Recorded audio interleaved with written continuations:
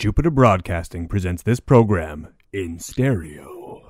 This episode of the Linux Action Show is brought to you by the good-looking folks at GoDaddy.com. Use our code Linux and save yourself some cash. This week on the Linux Action Show, we push through the LinuxFest Hangover and tell you what rocked and what shocked. Plus some Linux video editing tips and recording Google Plus Hangouts. And so much more! All this week on the Linux Action Show!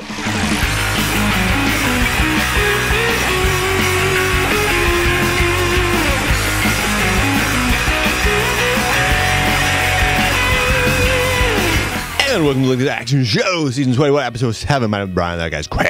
Hey there, Brian. Check it out. It's not even a joke. It's for serious. This bus runs Linux. Of course it does. This was submitted by, I'm going to say his name is Heiko. In the Linux Action Show subreddit. He actually took the picture himself, and he says it's from Germany. And that if you look very closely on the picture, you'll actually see that something failed to start. What failed to start? Well, that doesn't sound good. Someone on a bus failing to start. Looks like it was activating remaining swap devices in FS tab. Oh, that's not good. I'm looking at this, so you can't quite tell 100%, but based on the gratuitous use of Riser FS up here above for HDA5 and HDA6, and then also the OpenSUSE is known for that kind of coloring on their boot thing, and they also do this kind of thing where they have all the parameters on a line like this. Yeah, it looks like SUSE. I'm saying it's OpenSUSE. I'm just saying older SUSE. I'm saying straight up, if your bus has failures like that or lines that say they haven't been set up yet. You get off that bus and you walk. You grab a bike. You get one of those guys that has the baskets and can pull you.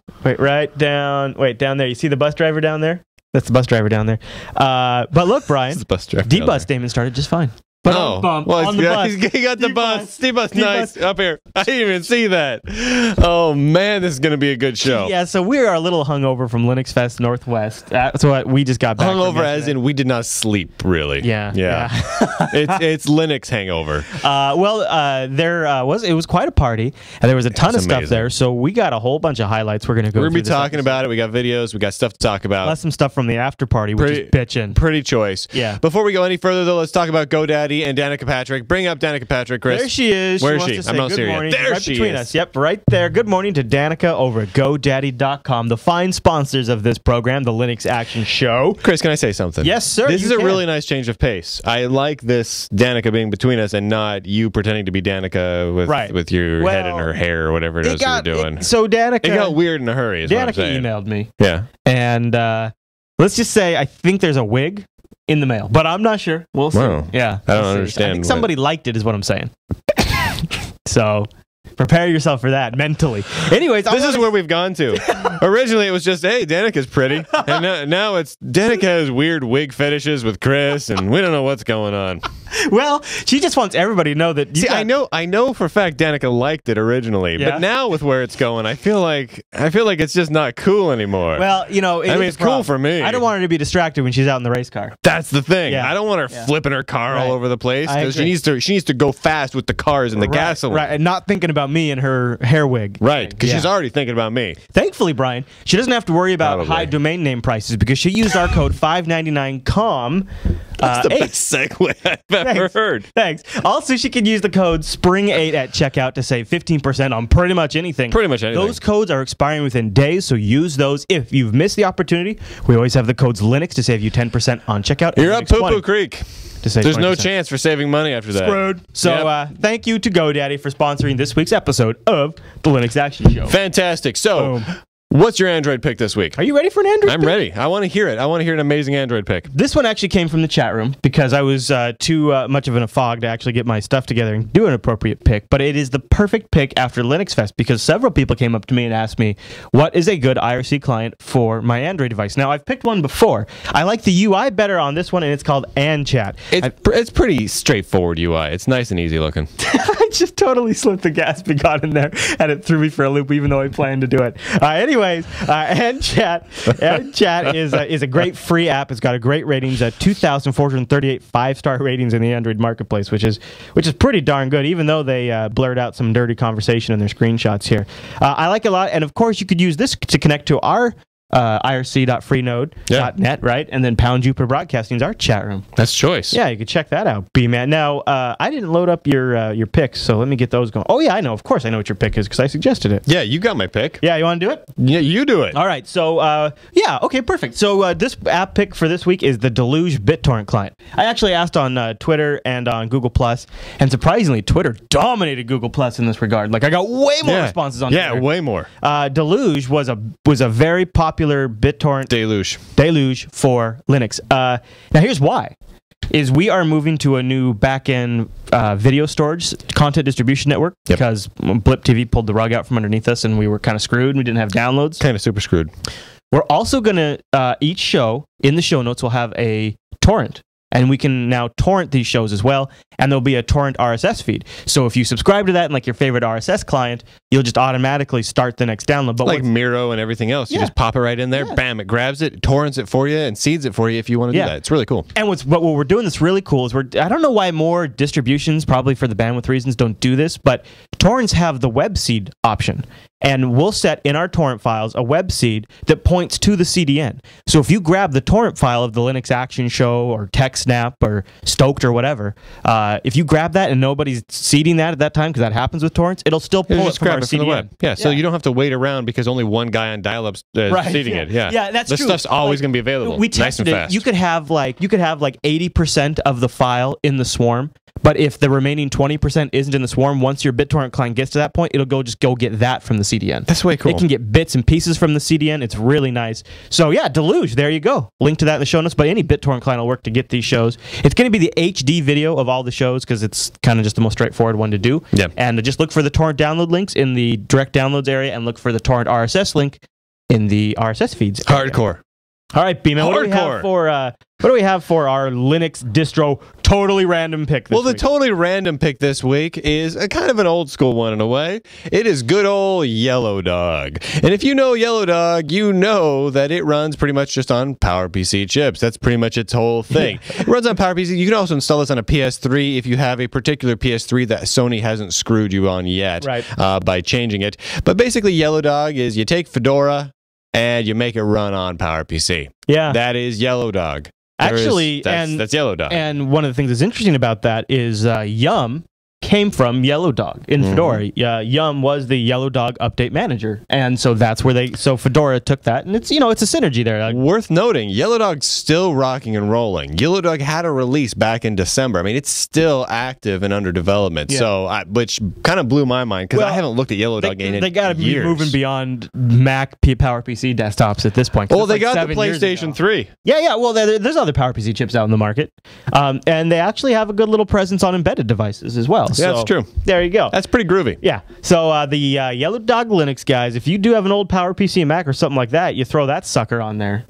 Rocking and rolling. We didn't even mention that we're not doing a regular news segment this week because it's sort of like our Linux. It's a weird week. It's our LinuxFest clip show. Yeah, so we're still going to have a Matt how-to segment, and Matt's going to go over using KDN Live to blur out stuff in videos. So it's like a one-part KDN Live tutorial and a one-part Google Plus tutorial. It's one of his longer ones, and that'll be in the second part of the show or whatever. The third part, maybe. The 189th. I don't know what's going on right now. Yeah. No, but so no news segment. No. But B-Man, should we go check out LinuxFest Northwest? It would be really good if we did that.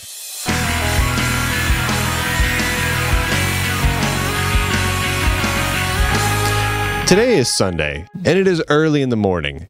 It feels earlier than it is because we were up extremely late last night at LinuxFest Northwest, and I don't know exactly what's happening right now. And I was drinking, and I haven't been drinking for a while, so you get kind of that lightweight area again. See, so I wasn't drinking, but I tell you what, you had a food hangover and you burnt your finger. I burnt my finger. I burnt my pinky finger, which I tell you right now, I burned it so bad. Yeah. Okay. LinuxFest is great. We'll get into that in a second, but I want to talk about my pinky first. Okay. Because we leave LinuxFest because all the sessions are over for the day. The after party is going to start, which we'll also talk about because it's awesome. And seriously, if you're thinking, oh, I'm going to tune out right now, don't Tesla coil, Faraday cage, amazing. Look, tease right there. Oh, don't show. Just tease. It's ridiculous. There it is, Don't go. Not yet. Crazy. So we go out and get some Mexican food. We go to this place called Jalapenos. Jalapenos, yep. And I get myself some fajitas. Fajitas, Brian. Fajitas is yeah. Whatever. Okay, I'm in the very northern part of America. At this point, we don't pronounce anything right. Okay. So I get some of those fajitas, and they are delicious. And it comes on one of those cast iron black skillets made of molten lava, I'm pretty sure. I touch my pinky on it, and it burns. Yeah. It's just my pinky. It's just a little tiny part of my pinky that's not even a 1/4 inch in size. But if you guys think you heard a lot about so it, bad. Imagine how much I heard about it. He heard about it nonstop. So, in fact, I had to leave there, go find a drugstore, get myself a Band-Aid to start with, and get myself some of that spray-on, make-it-numb spray and everything. Right. I was such a baby. Yeah. I was it. I thought, you know what, I'm just going to have to lie down and cry the rest of the night. But then I got to the after party, and they had Tesla coils everywhere, and I forgot all about this little we should back up and say LinuxFest Northwest. Oh, yeah, LinuxFest. It happens every April in Bellingham, Washington, right here in the Pacific Northwest. And this year, it felt like probably the biggest LinuxFest I've been to in 4 years, it was maybe more. Crazy crowded. I showed up, and I showed up a little bit late because, you know, whatever. I do that. I just show up to places late. So I roll in there, and I roll on up to get my badge. I go in there to get my badge. Oh, we should have worn our badges. I That'd should have have been cool. worn my badges. I roll on in there, and I'm like, you know, hey, I'm Brian. I'm here for the badge. Oh, hey, Brian, come on in. You know, they start looking around. They're like, we're out of those little plastic things that you put your badges in because they ran out. And I'm like, oh, no. Luckily, they'd already printed mine out, and they found it in the back, so I still got a plastic thing.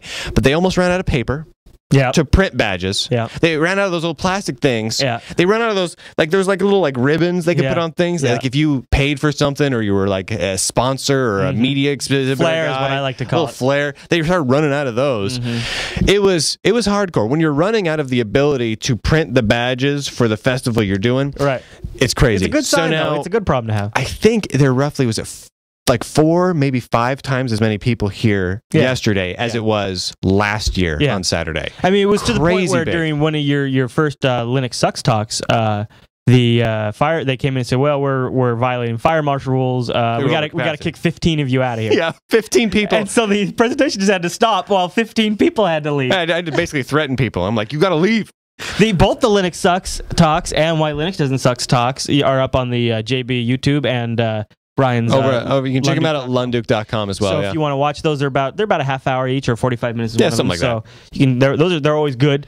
Packed. And that's crazy packed, crazy. And a lot of the presenters that were there were some of them were new faces, some of the old faces were there.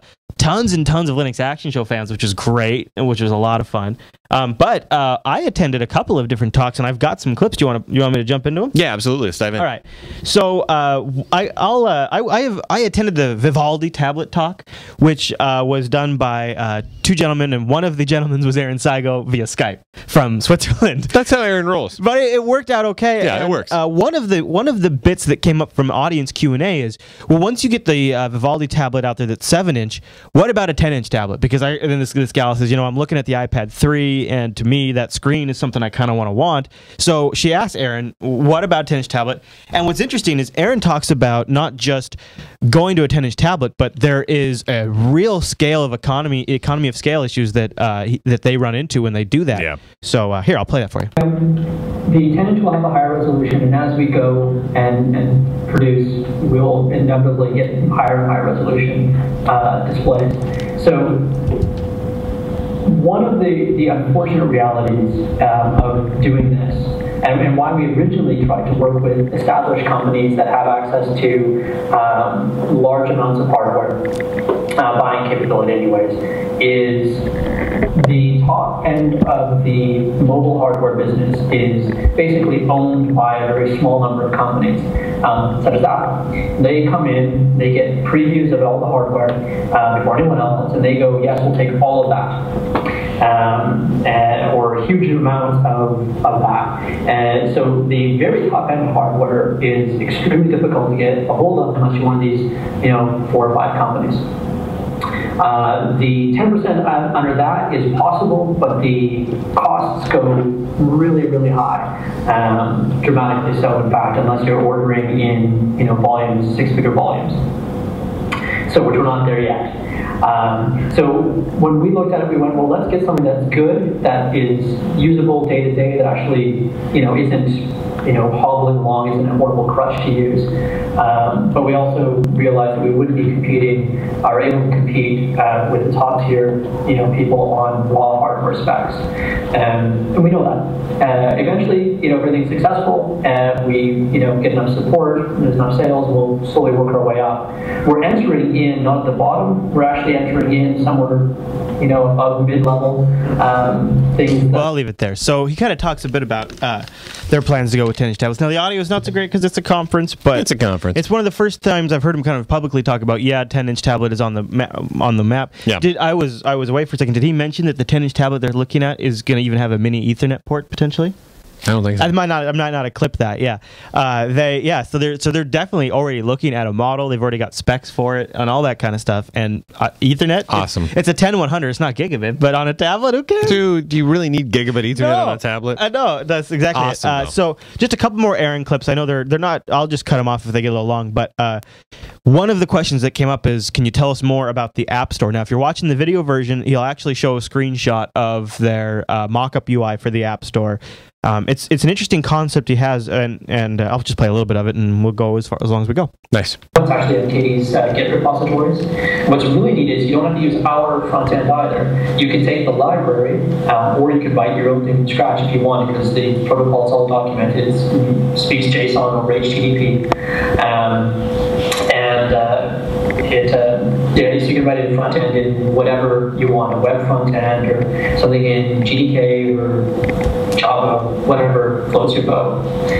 What's really interesting is long term, the idea is that third parties can even host their own content store. So the use case I always think about is school systems that are going to be distributing things like textbooks and whatnot. So they'd be able to actually either have us host it or host it themselves and provide their content to their audience. So again, this whole thing about open participation and us realizing. So I like that a lot. So that's what nice. He's saying there is, you could roll your own app store just based on our technology. It's JSON, it's HTTP, and there you go. I thought that was really cool. A little bit more about the. It's very straightforward. I like that. Just a little bit more about the App Store backend, then we'll move on. A lot of applications and desktop widgets, wallpapers, service offerings as well. So if you want to hook up with a online backup synchronization service, or in the future things like OwnCloud, there'll be a catalog there that you just go in and go, yes, I would like to synchronize with, or have some sort of online backup and storage, so if I lose my device, it's okay. And so we've created this whole infrastructure for passing content on to the owner of the devices. So we went right through the whole concept, or the whole process of what does the philosophy mean, what would that look like in a content delivery system. So I like. He also talked about putting music in there potentially, putting anything, videos in there, whatever you want. Yeah. So it's a neat open app store platform. He also said that they will, for at least during the initial launch, their plan is to manually review submissions. Yeah. And then vet them that way, sort of a la App Store. Apple App Store. So yeah. But then of course you can also, when you're talking about hosting your own stuff. Oh yeah. It doesn't matter then. Doesn't matter. Yeah. That's what's so awesome about it. Because you could, corporate app stores where you have all the corporate different stuff on there for large corporations. That could be huge. A Brian App Store. Dude, you could have a Brian Just app my store. crap. You could. Awesome. You really could. Awesome. So, all right. Well, do you want to show? How about we show this cloud in a box demo? Ooh, I'd like to see that. Talk about this a little bit. This is a neat deal. So these guys are working with a company called. Well, they probably talk about it in the video a little bit, but Silicon Mechanics, which is a local Linux server builder OEM here in Washington State, and they're building an entire cloud infrastructure in a box. In a box. We got to see pictures to do this thing all right, justice. Let's do it. Mind if I put you on camera? No, not at all. You want to tell me what's going on here? I'd be happy to. This is what we call a cloud in a box on wheels. Okay. What we have inside the chassis is we have 10 terabytes of shared storage on 3 different tiers. We've got SSD, we've got 10,000 RPM storage in here. Very nice.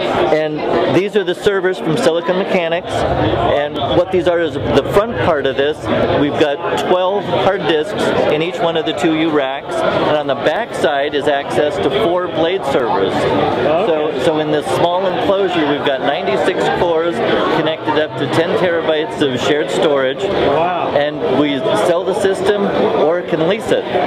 So, which company are you with? I'm with Private Cloud Leasing. Okay. This looks like a pretty great box. Yeah, we're really happy with it. It's kind of unique in the marketplace. So if you're doing a data center upgrade and you need to move your applications someplace so that you can get all the old hardware out, for a bit, right? you can lease this for as long as you need to. And then if it turns out that you're happy with it, just continue the lease and scrap your old data center equipment. That's awesome. And just keep this. So how cool is that thing? This is a big rig. I mean, we're talking like, multi-$100K rigs here. Yeah. But basically, like, the idea is if you want to have like a random render farm, you're like, I really want to render Toy Story 5, but I don't want to buy the hardware. You just lease it for a month. They roll in there on wheels this entire like crazy core render farm, and boom, away you go. What I like about it too is he kind of gives the scenario. Well, maybe I'm doing a data center move, and I want a temporary setup storage, and it's based on it's OpenStack, it's CentOS in there, or whatever you really want. But that's how it'll come pre-configured. So it literally has a whole virtualization environment ready for you to just pick up and move, and they don't lock you into any kind of software vendor solution. And it's all based on Linux. Cooling's in that thing. The UPS batteries. Oh, in that big thing. Time cooling. Yeah, so they've got air circulating also. You can just close the doors. You can all operate closed. And it operates completely closed. It's got batteries that they can just basically unplug and just wheel it around and keep it running. So for you cool. audio listeners, it's a bright blue chassis that is completely self-contained, and it's about 5.5 feet tall, and it's on wheels. It's like the network infrastructure version of a TARDIS. It's so cool. Or if you're familiar with like Sun Microsystems made like the data center in a shipping crate, this is a data center in a shiny blue box that you really want to have. Yeah. All right. Well, one thing that I thought was kind of interesting is PCBSD. This is just a clip just to show you. PCBSD got a lot of attention this year. All these people here are interested in that guy with in the red shirt there. That's the creator of PCBSD.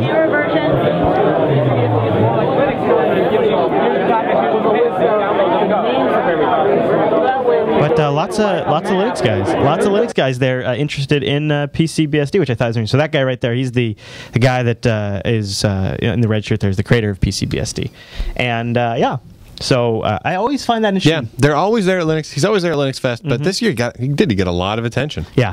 So one of the things I got a lot of little devil ears going around the fest. There were, they definitely that was a good little marketing technique they did.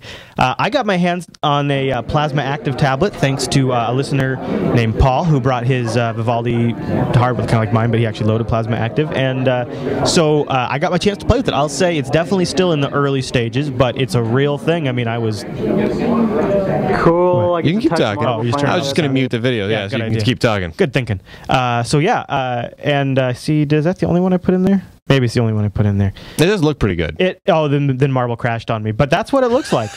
Oh, Marble, always crashing. Yeah, it's a real living thing you can actually play with. So awesome. There you have it. Way awesome. Hey, why don't I show this? We have this this Pogo Linux. So, the Pogo guys, another local Linux server vendor in Washington State was there. Well, they do more than servers. Yeah, they do some really badass desktops. Really hardcore workstations. But they were there, and they were showing a motion-controlled chair that runs Linux. That was actually going to be my runs Linux pick, but here, I'll show you. Here's the chair. How do you compete with a bus, though? Yeah. All right. That's the chair. That's what the chair looks like. Here's an interview with the guy behind the chair. All right, so what's going on here? Well, we decided this year that we wanted to bring our racing simulator, give everyone a little fun here at LinuxFest. So we figured it'd be a fun way to hang out and talk to the people. Now, does this run on Linux? This current platform does not, but the motion stuff is all custom built based on Linux. Cool. So. Right on.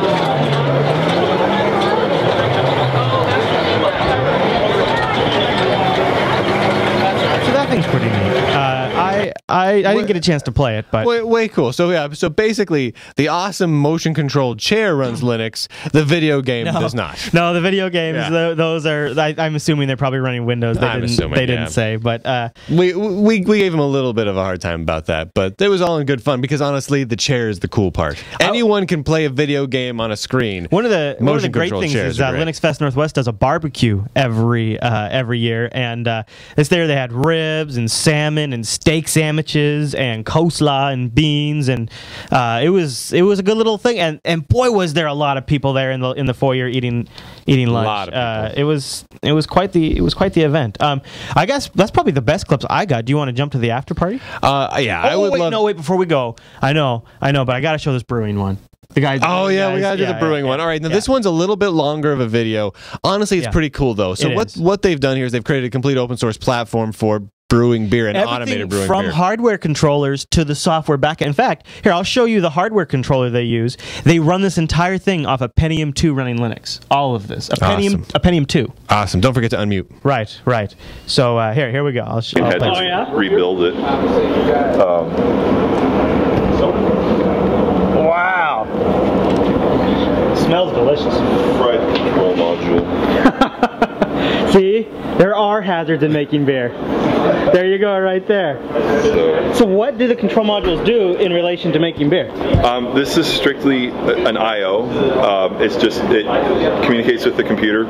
All the processing decision-making takes place there. There you go. Kind of got him off mic there. But so the other thing that these guys did, this is what I love about Geeks, dude, is they took a server rack, and that's what they are brewing on is an effing server rack that they added burners to. Yeah. How awesome is that? And they have this whole brew system on a series of portable server racks that they wheel in and out of their garage. They wheel to events like this. I mean, just totally brilliant stuff. Gosh, that's cool.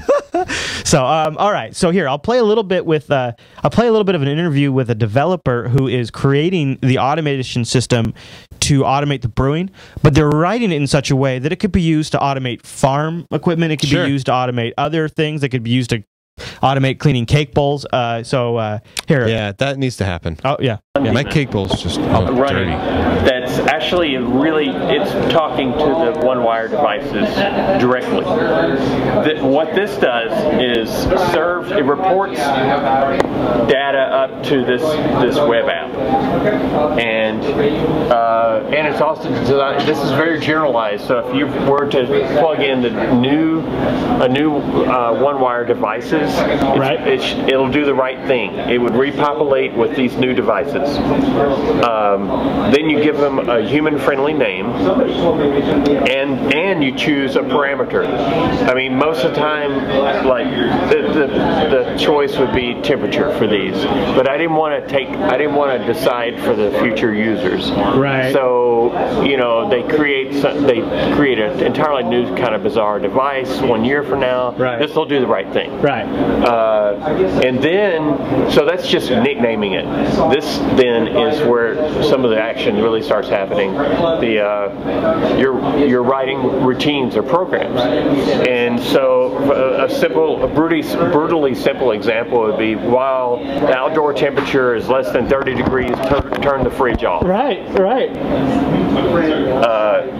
This is a program or routine composer, and you're going to compose them, and it's really standard file system stuff in that you save a file, you can whatever. Here, I'll leave it there. That's so cool. I love that because the guy's like, it's just whatever kind of thing. Like the whole idea, like I would love to have a control module on my fridge in the winter that just says if it's 30 degrees in my garage, you don't need to run. Don't worry about it. Yeah, we're cool, dude. Yeah, save me some energy. So this guy went on. I'll I can post this online somewhere because this is really an interesting interview. No, see, Anyways, it really is. It really is. I kind of want to talk about the after party too, but one question that came up in the chat room was, well, hey, that guy's running on a Mac. Well, the web backend is all on Linux. People bring Macs to this. Oh, heavens, yeah. Yeah. We've made fun of it before. If you watched the show for a couple of years, you remember we went to a Ubuntu One conference many years back during the only year that they ever even had the Ubuntu One conference. And it was like half Macs. It was just MacBook after MacBook after MacBook. It wasn't like that here. It wasn't like that here. So honestly, it's better than it has been in years past. I would agree with that too. Yeah. So but there are still a few. Now, should we talk about the after party? We have to talk about the after party. So this is Linux Fest is great. Lots and lots of interesting sessions. Oh, and I want to actually give a kind of a big kudos to the people who traveled from London, Iowa, Sydney, Australia, Iowa, Chicago. Austin, Texas, Chicago. A lot of people from Canada. I hope we didn't let you down when you met us and we're just like, hey. I felt terrible. I did this too. one, just this one example. This cute little couple from London comes up to us, and they seem like totally cool people, but we were we had like you 2 seconds here. I had just wrapped up. We gotta move. We gotta keep going. And they stopped us. We took pictures with them. We did all this stuff. Shook their hands. We talked for like a few seconds. We gotta get going. And I never saw them again. No, but I know they were there. Yeah, they said well when we heard you guys on Linux Action we're going to go to Linux Fest, we decided we got to go. Well, that's awesome. We literally had like a 30-second. I felt horrible. So, I was like, I want to hang out with these people. I hope they had a good time. They had to be awesome, right? I mean, in order to come from London or crazy, or I don't think they were crazy. They didn't have that crazy look in their eyes. No. But what amazed me was there was so many people there from internationally that weren't speakers. Right. They were just there to enjoy Linux Fest in Bellingham, Washington. Well, Bellingham is actually really beautiful. It's a cool town. But it was an amazing fest. But the climax really is the after party. It really and was. It's held at the Spark Museum, which isn't open yet. Really? Yeah. So here's a little background on this. So this is not necessarily Linux related, but this is awesome related, and all nerds will love this. Yeah. There is a museum up in Bellingham, Washington, that used to be called the Museum of Radio and Electricity, or Radio and Technology, or something like that. It kind of went out of business. These guys came in, they picked it up, and they've renamed it to Spark, the Museum of Electrical Invention. That makes sense. Or Innovation, or something like that. So it's called Spark.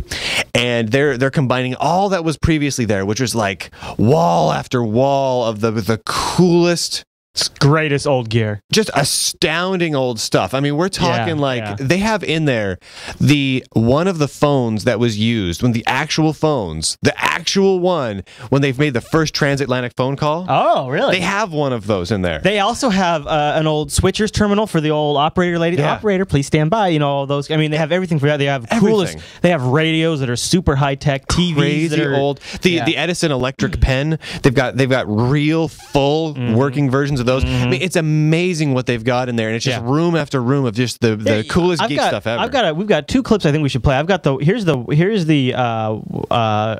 walk-in that we did, where you kind of get a little sense of it, and one of their presenters starts showing us a little thing, and then I think we should play the Tesla coil one. Yeah, let's do that. All right, here's the first clip. Check this out. This is the Spark Museum. And here, when we get in here, we're just walking around and we're looking at like the various hardware and gear that they have here. And a lot of this stuff is like from World War I and World War II. Yeah, it's very old. And a lot of stuff way earlier than that. Mesh netting inside. It's not touching, but it just transmits the mesh ions. So I'm gonna put this cap back on. This kid was awesome. This kid was great. This kid risked life and limb just to entertain us with electricity. This kid electrocuted himself and us. So many times. Many times. Hey everybody, don't touch it right here, you'll die. But touch the other parts real quick. Yeah. Then if, he's shocking himself now with this, with what looks like a lightning lamp without the glass around it.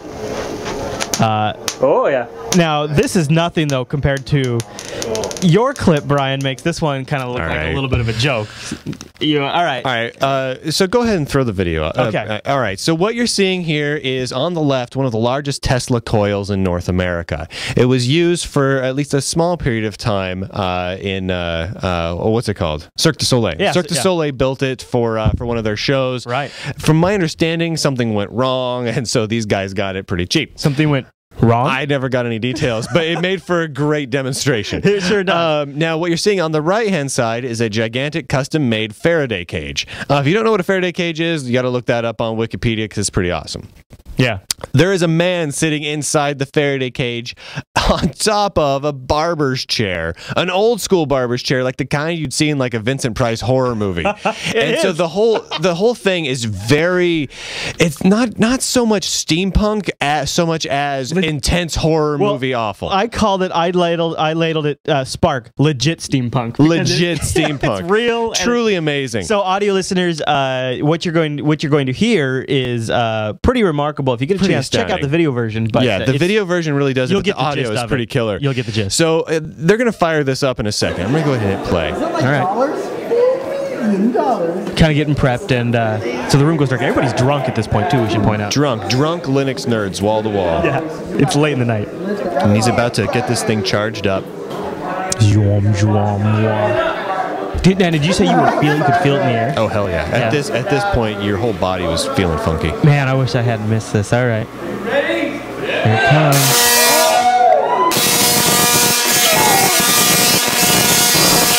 Watch the man in the cage. He's reaching up and reaching towards the strike.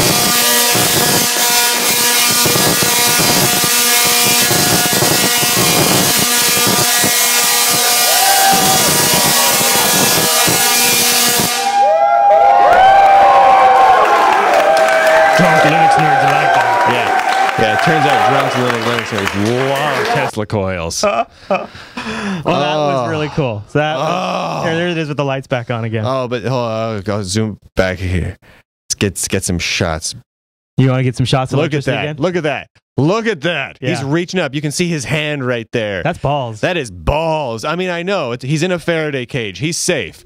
But come on. What a great way, though, to wrap up the whole Linux Fest event. It's such a good community there, and I really liked it. I really had a good time this year. I'm sure it's great today, too. I'm not able to make it because we're doing this. We can't get up there on Sunday. But honestly, it was absolutely stellar. I loved all of it. Again, if you want to check out my sessions, go over to lunduke.com. I've got links to the YouTube Jupiter Broadcasting page where you can see all of them, or you can just go to Brian, YouTube. those aren't links, right? You embed, right? I mean, come on. I did both. What is this? I did both links and embeds. What is this? Links and embeds. Hey, Brian. Both. Hey, Brian. Both of them combined together in one glorious little package. All right, well, I think we've been doing our clip show long enough. We should probably toss it over to Matt, who's got a great how-to, and of course it is sponsored by System76, and Matt runs all of these how-tos on his Wild Dog performance from System76. And the really cool part is Matt this week is going to be teaching us how to build your own Faraday cage and Tesla coil combo. So take it away, Matt.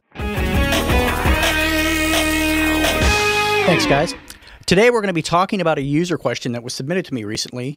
They wanted to know how they can take a Google Plus Hangout, record it, and then actually blur out a certain part of the context in that Hangout as not to give away certain personal information. Maybe it's an account number or a phone number or a secret password to something.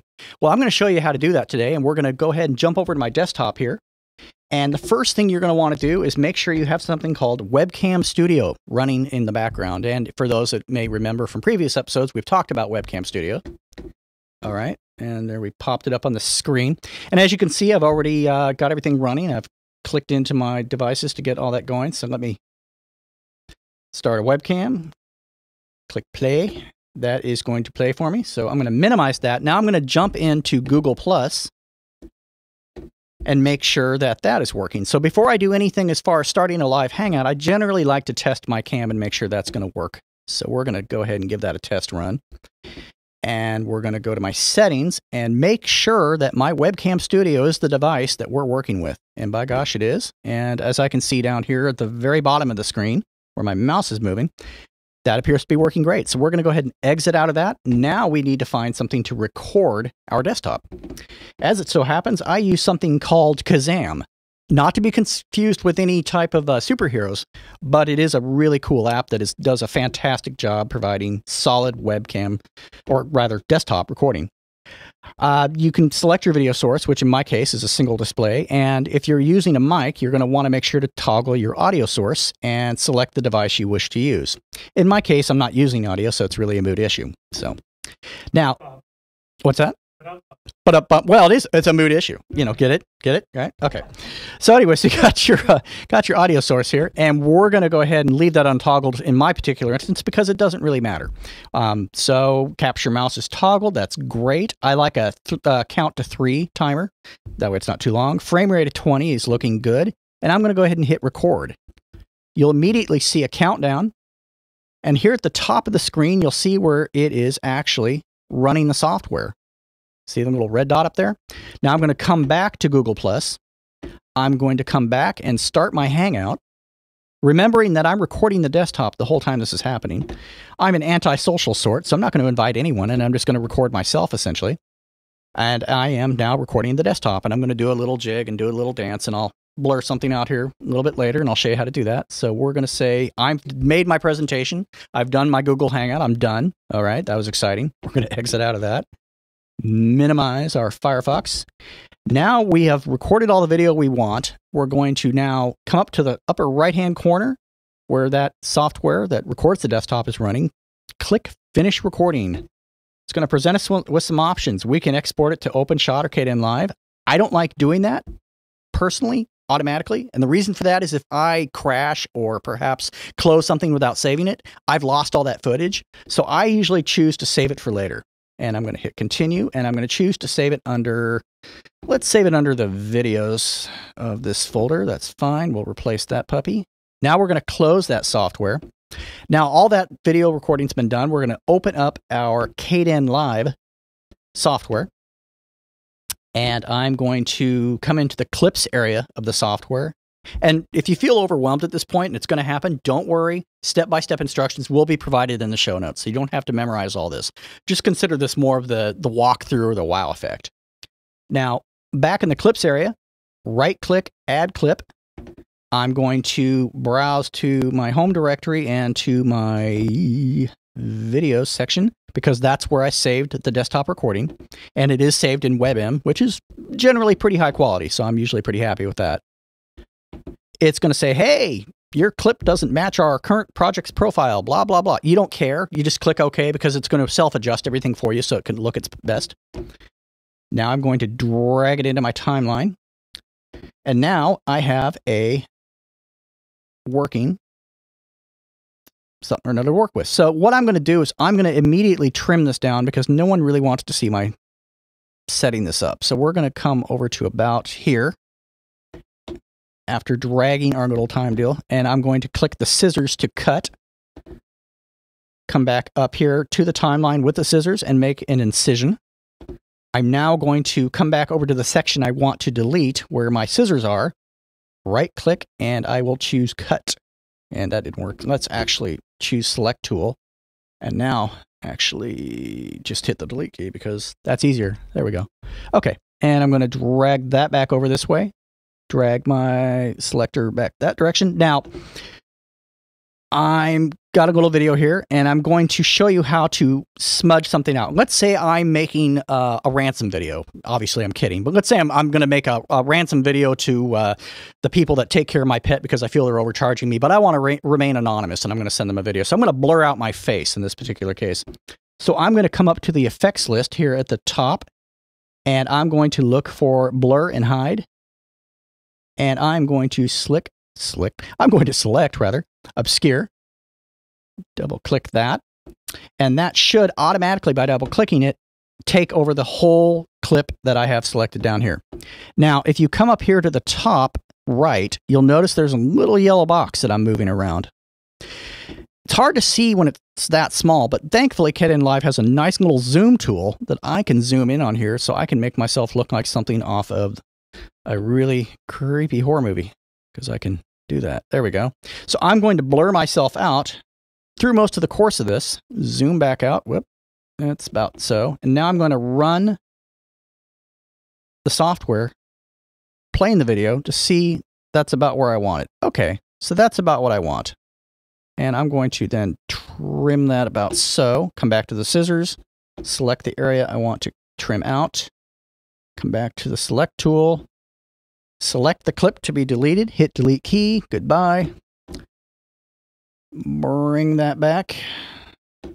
And it's already been saved. I'm not even going to worry about saving it because I'm not going to save the project. So now that should be about what I want. So now I'm going to go ahead and I can go ahead and render that. And then you would have this. Let me zoom that back in for you here. You can see up here at the top where I'm blurred out. But what does that really look like? What does that actually end up looking like when you're working with such a thing? I actually produced a video that shows an example of what you can do by taking that little box and selecting stuff. I'm going to actually jump right into that here. Let's see, here we go. This is a video that I made at home where I actually blurred out my t-shirt. This is helpful if you have something on your t-shirt you don't want people to see. I'm actually a pirate, and I really don't want anyone to know that I pretend to be a ninja on Saturdays. So I had to blur out the t-shirt because I didn't want to offend anyone. So as you can see, you can blur something out, but if you want to move the blur, you will actually have to do so in the software itself by making sure that, let me jump back into that, stack transition, and we'll zoom back in on that. You will actually have to do that from a manual perspective, assuming my software is not going to freeze on me. Go, there we go. So, like, for instance, let's say I moved my head over to the right later on in the clip. I would then adjust the timeline accordingly, make a cut, and then move my little blur box to reflect that change. It doesn't do it dynamically, so it does take a little bit of editing work. But as you can see, the finished touch is really, really handy. So that's pretty much how you would then do that. Now, at this point, you would obviously want to render the video, and I can give you a quick show on that. I'm not going to actually do any rendering, but I'll show you what I generally like to do with my rendering style. I will usually use maybe 720p, and you can choose to render it wherever you want. I happen to be a fan of using like H.264, works as well. But if you want to do like just a standard HDV, that's fine. I've honestly found that the HDV generally looks a little less jerky, especially if you're using like images, or if you're doing a document and you're trying to, fuzz something out with that. It's a little less jumpy. So that usually works pretty well. You can give that a whirl, but that's really all there is to it. So to recap, again, you have your video. You can blur it. Simple. And of course, you can, in fact, capture video from Google Plus using this wonderful, wonderful little software here, which I will, because I am. So, right there. Presets for Kazam, I usually leave them alone. I don't get too creative as far as what you want to, as far as how you want to do GStreamer. I like using WebM just because, again, it doesn't come out jerky. It usually comes out pretty clean. And whatever the display source usually should be automatically selected for you. And check your audio sources. Go back to the video that I did on Pulse Audio to remember how you're going to use that control panel to select the proper audio source. Or you can use this one here. Test both, do some test recordings to make sure that's working for you. It really just depends. So, I usually use Pulse Audio for that, but you can actually use the selector if you want. I've used both and had success with both, so use whatever works for you. Well, that's it for me. That's how you make a video with Google Plus's Hangouts, blur an image, and do a lot of cool stuff like that. Back to you guys. And that brings us to the end of this week's electrifying podcast. Right? Oh, right? I get it. Yeah? Oh, man, seriously, I am so tired right now. I am barely thinking right now. But, all right, you want to get a hold of us. Probably. Lots of links. You can find them. I have a few things I want to touch on first. Okay. First. All right. Can we throw a screenshot over here by any chance? Boom. I made this little desktop for my wallpaper for my presentation at LinuxFest. For those of you listening to the version, you don't know what it is. It's crazy, but whatever. You can't see it. For the audio version. For the audio You're leaving version. out words. I'm leaving out words. I don't have any more words left. This is going to be hard to get through. but people ask me, where can I get this wallpaper? Go to lunduke.com. I made a little post with some of the wallpaper I used during those sessions. Nice. Second of all, I started a new software license. Well, it's applicable to not just software, but everything. And I'm going to be applying this to all of the things I make. I call it the Greater Lunduke License, and it is inspired by Bill S. Preston and Ted Theodore Logan from the Bill and Ted movies. Hold on, sir. You said anything. Can it apply to burgers? Yes. Really? Yes. What about hot dogs? Yes. Theoretically, it can apply to anything that you can. What about create. a milkshake? Yeah. Anything I can create. Okay. Yeah. So definitely, if you're running a burger joint, you can do it with this. You see where my line of thought is. I see where your line of thought is. So it is a software license. This is the first revision of the software license. It is not an open source software license necessarily, but it is a nice software license that respects people in all sorts of real ways, and it is nicknamed the Bill and Ted license. So it is most excellent and most triumphant. If you want to kind of give your feedback on it, I would love feedback for it. As I iterate through this, I'm going to start applying this to real projects. There's been a little bit of interest already, which I think is very cool. The third thing I want to talk about, and I just think this is kind of cool. Mr. Lunduk, this is Universal Studios. We need to talk to you about Bill and Ted copyrights. Could you please open your door? See, but it's not called that. It's just his nickname. Right. Its name is named after me. Right. But I named it the Greater Lunduk license, so it's the GLL instead of the. See what I'm saying? See where I went with that? All right. So the other thing I wanted to mention, and just a total aside, Linux Tycoon. Aside. So Linux Tycoon is coming to Android. We know that. And iPhone and iPad, whatever. It's also coming to Maemo devices, including the 900s and 810s, the 950s, all those sorts of things. Because I actually built the mobile version of Linux Tycoon in Illumination Software Creator, and I have updated Illumination Software Creator, or it is in the process of being updated. Well, it's been updated, but not fully released to you yet, to where it has all the features necessary to build a game like this. You lost me. Those features are going to be coming out very shortly. I don't get it. I can't get it because it's only available to you.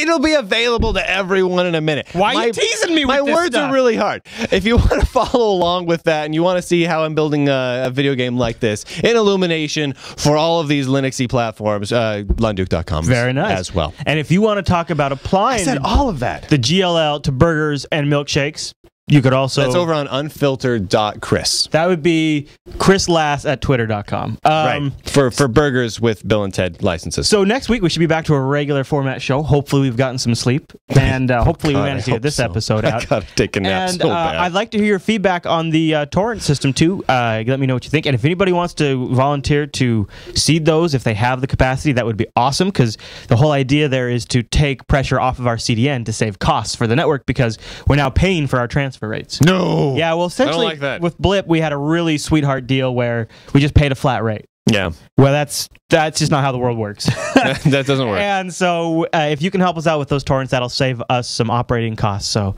much appreciated, everybody who does that.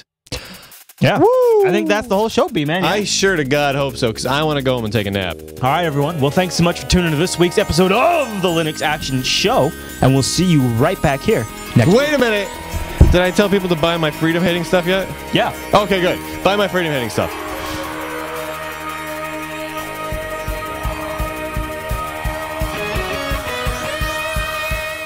Here we go. Boom, boom, boom, boom, boom, boom, boom, boom. Dun, dun, dun, dun. Here we go. Linux Action Show Season 21 episode, lucky number 7.